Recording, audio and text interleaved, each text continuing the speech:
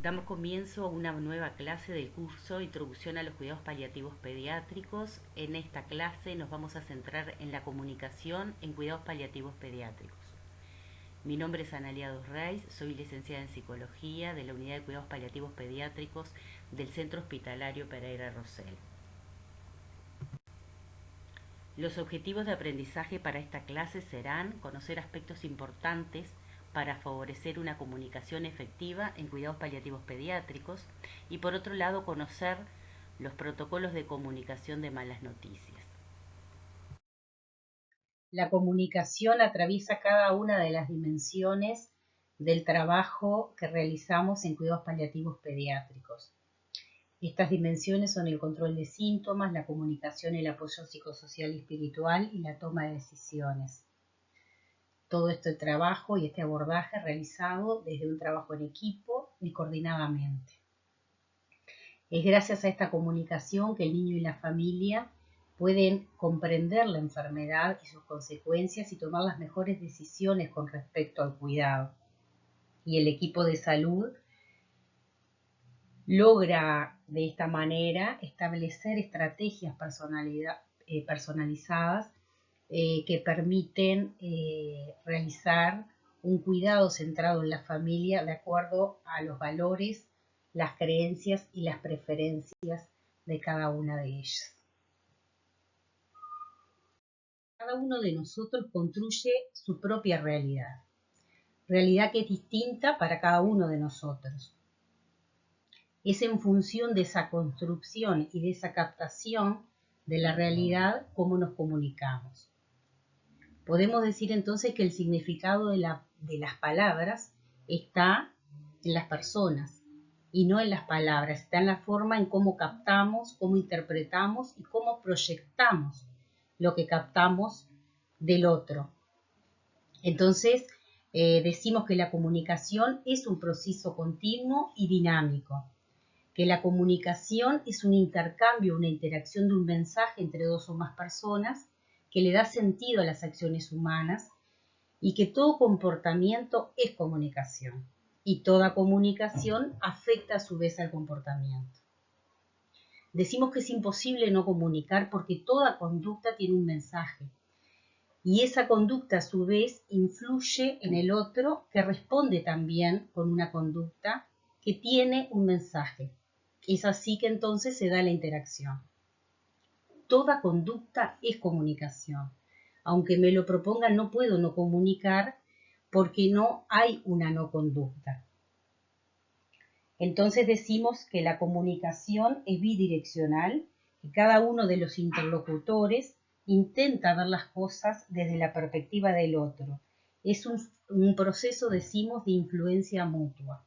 Y es en ese proceso de influencia mutua donde se establece el vínculo, un vínculo que es de ida y vuelta, donde se comparte información, donde, como decíamos, están implícitos los valores y las creencias de cada uno. Hablamos de vínculo y la comunicación es un elemento clave para establecer un vínculo caracterizado por la confianza. Ese vínculo va a ir más allá de la información, o sea, del intercambio de información, porque esa comunicación también implica un apoyo emocional, implica empatía, implica compasión, y entonces decimos que la comunicación efectiva permite ese desarrollo de conocimientos compartidos. Esa comunicación es la que va a determinar que haya una mayor satisfacción y una mejora de la calidad asistencial, va a posibilitar la disminución de la ansiedad y va a mejorar la capacidad de afrontamiento del niño y de su familia. La expresión de las emociones sabemos que genera beneficios terapéuticos y que contribuye al manejo de la incertidumbre. Esa incertidumbre generada por el diagnóstico de una enfermedad que amenaza o limita la vida, ese diagnóstico produce malestar emocional que se ve acentuado por la pérdida de control sobre la enfermedad y que influye en la calidad de vida del paciente y de la familia.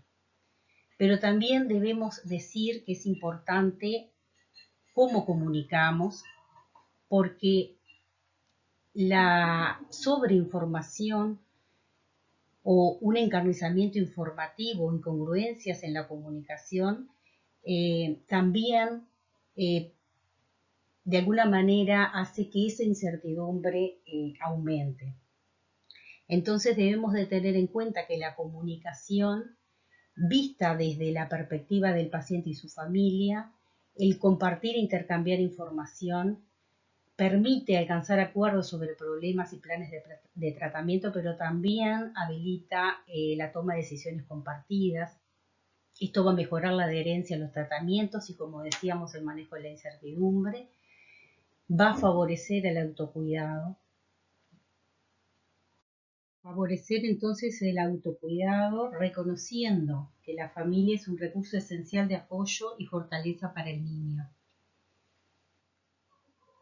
Dentro de la comunicación tenemos el lenguaje verbal, pero también el lenguaje no verbal, que a veces cuando nos comunicamos esperamos que en ese acto comunicativo el resultado sea diferente, y muchas veces esto tiene que ver con las palabras, no por lo que decimos, sino por cómo lo decimos, es decir, el tono de voz en el que se emplea para comunicar, las pausas que hacemos, cómo utilizamos los gestos que acompañan lo que decimos. El lenguaje no verbal muchas veces transmite manifestaciones e interacciones que en ocasiones son más profundas que lo que decimos a través de la palabra, o sea, que lo que transmitimos con el lenguaje verbal. Transmitimos mucha información a través del lenguaje no verbal. Esto tiene que ver en una mirada, una sonrisa, cómo nos movemos, lo no dicho, pero también los gestos, los silencios. Podemos hablar de 3 tipos de silencio en todo acto comunicativo, que tiene que ver con aquellos silencios que son incómodos, pero también con aquellos silencios que habilitan o que invitan a continuar hablando. Y también podemos hablar de un silencio compasivo. En esta diapo, de alguna manera, quise reflejar lo que venimos conversando desde que empezamos esta charla, que tiene que ver con el establecimiento de un vínculo, la construcción del vínculo que habilita esta comunicación efectiva, cómo cada uno de nosotros tenemos una percepción de nuestra propia realidad, que la vamos a de alguna manera volcar en ese acto comunicacional, y hablamos del feedback o retroalimentación, que esta retroalimentación es una parte muy importante de la escucha activa. Este feedback al contenido, pero también a la emoción del paciente y de la familia, o sea, la emoción de la familia, consiste en reflejar, resumir o acentuar la comunicación manifiesta o implícita. Entonces, en todo acto de comunicación, el resumir o el de alguna manera acentuar algo del mensaje que nos transmite ese otro es importante para favorecer esta bidireccionalidad en la comunicación. Cuidados paliativos pediátricos, ¿con quién los comunicamos? Con la familia, con los niños y con el equipo de salud. En pediatría debemos adaptarnos a las diferentes edades de los pacientes, a su desarrollo cognitivo y emocional. La unidad de cuidados, en cuidados paliativos pediátricos, es el niño y su familia. La Convención de los Derechos del Niño del año 1989, en el artículo 12, y el Código de la Niñez y el Adolescente, en el artículo 8, expresan que los niños tienen derecho a participar en las decisiones que tienen que ver con su vida. Vamos a verlos ahora. Decíamos entonces, hablábamos de la Convención sobre el Derecho del Niño del año 1989 y del artículo 12, que dice que los Estados partes garantizan al niño que esté en condiciones de formarse un juicio propio el derecho de expresar su opinión libremente en todos los asuntos que afectan al mismo, teniéndose debidamente en cuenta las opiniones del niño en función de la edad y madurez del niño. Y también en ese sentido, el Código de la Niñez y la Adolescencia, en el artículo 8, que dice que todo niño y adolescente goza de los derechos inherentes a la persona humana. Tales derechos serán ejercidos de acuerdo a la evolución de sus facultades y en la forma establecida por la Constitución de la República, los instrumentos internacionales, este código y las leyes especiales. En todo caso, tiene derecho a ser oído y obtener respuestas cuando se tomen decisiones que afecten a su vida. Esto es...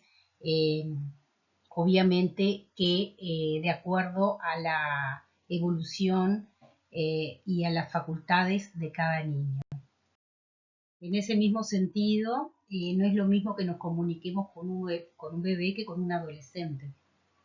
Si nos comunicamos con un bebé hasta aproximadamente el año de vida, debemos de tener en cuenta que se comunica con sus cuidadores a través del llanto, de gestos y de movimientos que tienen que ver con el cuerpo. Porque el procesamiento de la información lo hacen a través de canales no verbales. Sobre todo en ellos influye mucho el tono de voz que usamos, el movimiento, y debemos de tener presente para comunicarnos con un bebé la distancia en la que nos paramos y la altura en que lo hacemos. Cuando nos comunicamos con un niño siempre es favorecedor que mantengamos la distancia y nos vayamos acercándonos progresivamente hasta lo que el niño nos permita, pero siempre teniendo en cuenta la altura en que lo hacemos. En ese sentido, cuando nos comunicamos con un bebé, debemos estimular la presencia de sus figuras de apego, que en este caso son los papás o el cuidador principal, y de manera que ese distanciamiento o esa aproximación con su figura de apego genere una disminución en la ansiedad que puede provocar nuestra presencia o enojo. Si tenemos en cuenta que nos vamos a comunicar con un niño que está situado entre las edades de aproximadamente entre los 2 y los 5 años, debemos de reconocer que nuestra presencia puede generar en el niño miedo. Entonces vamos a tratar de promover estrategias que tienen que ver con por ejemplo, mostrarles la mano y decirles que en realidad vamos a jugar, que los vamos a conocer, porque bueno, si estamos en un ámbito hospitalario, los niños tienen muchos miedos y toda persona extraña o persona que se aproxime lo vive como una amenaza. Entonces de esa manera mostramos interés en los juguetes que puede tener, o si nos vamos a comunicar con un niño, tener presente llevar algún juguete, podernos sentar a su altura y invitar al juego. Si en cambio nos vamos a comunicar con un niño un poquito más grande, ya en edad escolar, entre las edades aproximadamente de 5 años a 10 años, ellos pueden entender explicaciones más complejas y con ellos se pueden usar otros medios de comunicación, como por ejemplo usar imágenes. Siempre que nos vayamos a comunicar con un niño y nos vamos a aproximar en su universo, debemos de pedir permiso. Incluir con ellos actividades lúdicas y plásticas que en realidad van a estar semidirigidas para facilitar así la expresión de cómo percibe y siente un tema determinado. Por ejemplo, le podemos decir, vamos a dibujar algo que te sucedió en esta internación o durante el tratamiento. algo que tengas muchas ganas de que suceda o algo que sucedió y no fue tan grato.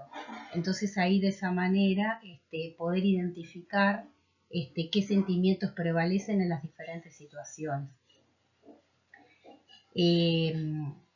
Cuando nos comunicamos con un niño, tener en cuenta que son muy sensibles a aquello que digamos de una forma no sincera o a la mentira. Entonces, y también a lo no dicho, ¿no? Nosotros, como decíamos, la importancia del lenguaje no verbal. El niño tiene o produce manifestaciones hacia estas conductas mudas, por decirlo de alguna manera, que tienen que ver con esto no verbal del entorno.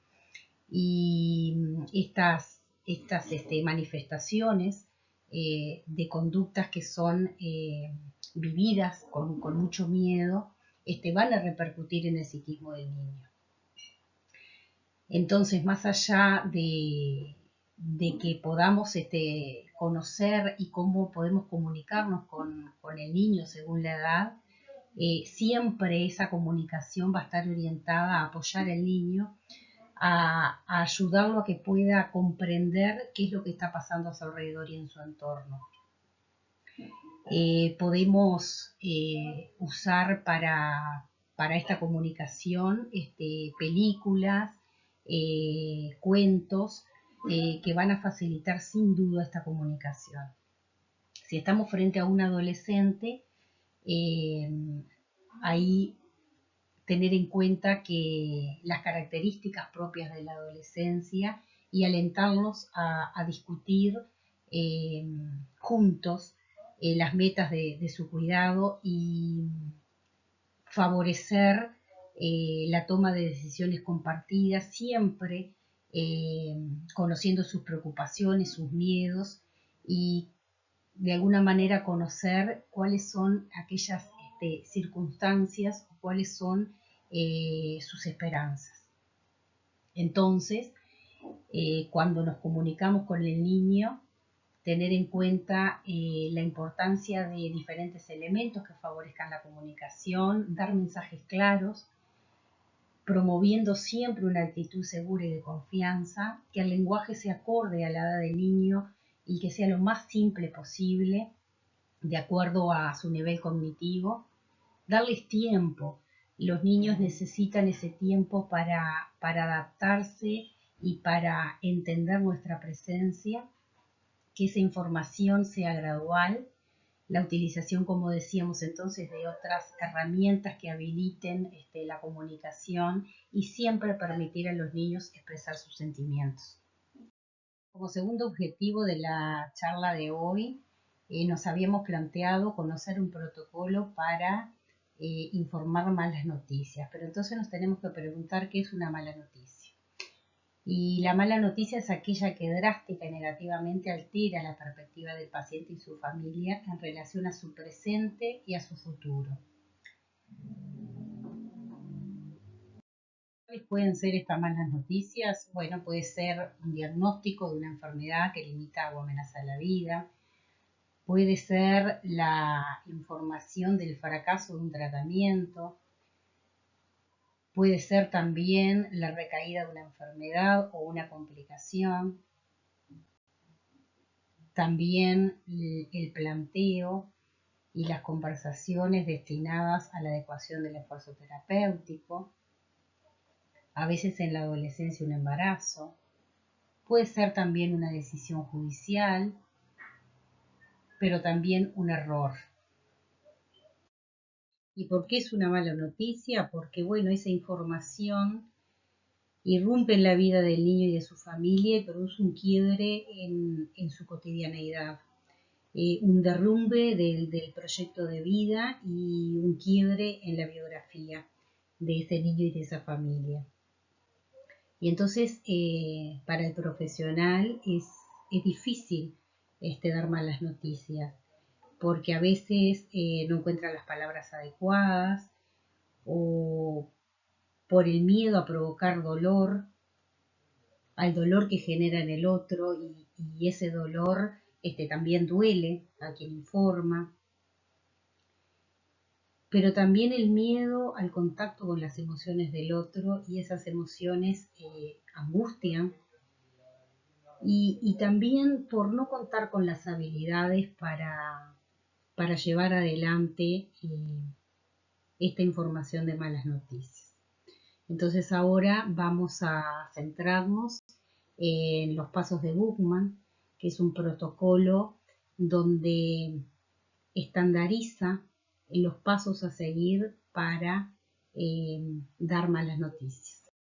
El protocolo lo que busca es cumplir con básicamente 4 objetivos en la comunicación de malas noticias, que tiene que ver con recolectar información sobre el paciente, transmitir la información médica,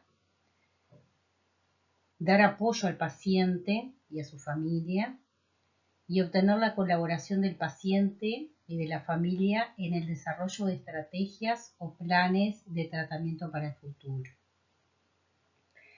Entonces, como primer paso es preparar el escenario. ¿Qué significa esto? Tener en cuenta de qué se va a hablar en esa reunión, quiénes del equipo van a estar presentes, cuándo se va a llevar y dónde se va a dar esa reunión. Es una instancia donde vamos a poner en común previamente toda la información que tenemos acerca de esa familia, los detalles médicos de la historia clínica, definir los roles y los participantes del equipo de salud y designar también cuál de los integrantes del equipo de salud va a estar atento a las emociones. Por otro lado, preguntarle a la familia quienes desean que estén presentes y determinar si el niño o el adolescente va a estar presente o no en esa reunión. Elegir el lugar, que tiene que ver con que sea un lugar tranquilo, silencioso y privado, con sillas y con el tiempo necesario para desarrollar y llevar adelante una escucha empática y activa. Entonces, una vez preparado el escenario, se lleva a cabo la reunión y el segundo paso es descubrir qué sabe el paciente. ¿Cuánto sabe el paciente y la familia? ¿Qué información tiene sobre lo que está pasando? Se le puede preguntar, es bueno abrir con preguntas abiertas, valga la redundancia, y una de las preguntas pueden ser ¿qué le han dicho sobre o qué piensa que está pasando?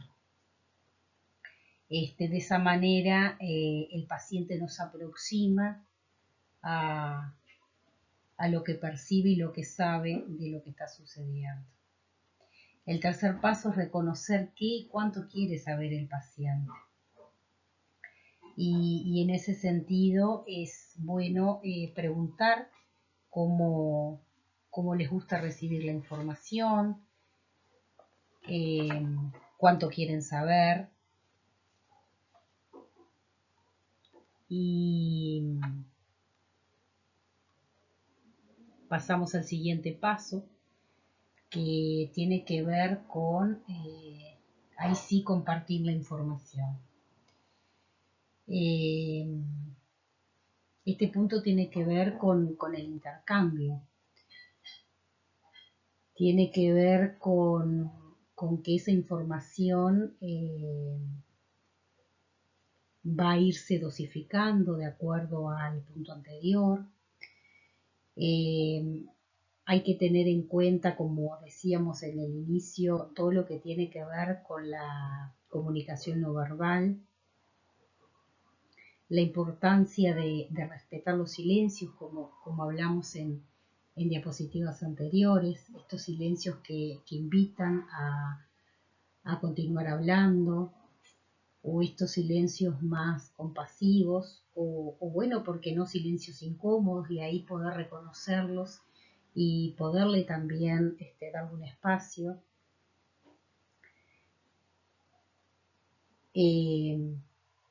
Este lenguaje sin ambigüedades, con un mensaje claro,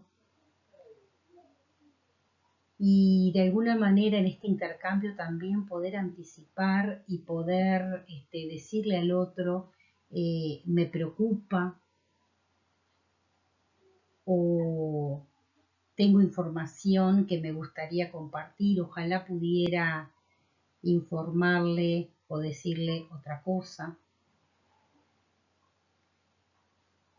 y responder a las emociones del paciente.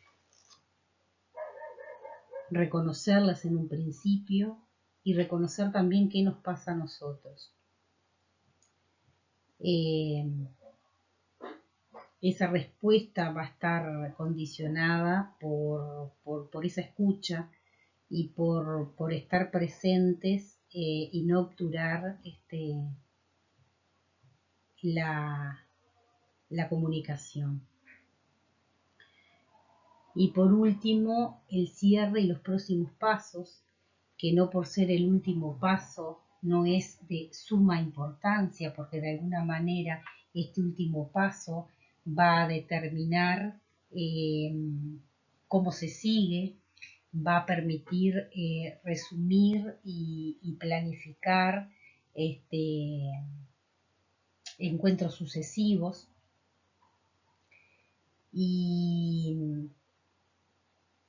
va a permitir además dejar de alguna manera las puertas abiertas para discutir y para continuar conversaciones, porque toda la información no tiene por qué ser discutida en un mismo encuentro.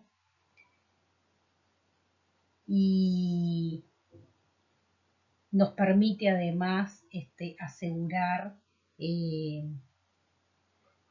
acompañamiento durante todo el proceso de cuidados por parte del equipo. Una vez finalizado este encuentro con la familia, es bueno y oportuno que el equipo que llevó adelante estas conversaciones difíciles pueda reunirse y discutir qué cosas salieron bien y aquellas que no fueron tan bien, porque decíamos que además de dejar un registro, por supuesto, en la historia clínica, esta conversación por parte del equipo, de los que estuvieron presentes en esta comunicación, y discutir esos momentos, como decíamos, que estuvieron bien y los que no tanto, permiten continuar desarrollando habilidades para una mejor comunicación. Entonces, para llevarnos a casa, uno de los puntos importantes es esto, que la comunicación es una habilidad que se aprende, que la comunicación efectiva permite la construcción del vínculo que mejora la calidad asistencial, y que, como vimos al finalizar esta charla, existe un protocolo que sirve de guía en las conversaciones difíciles. Muchas gracias.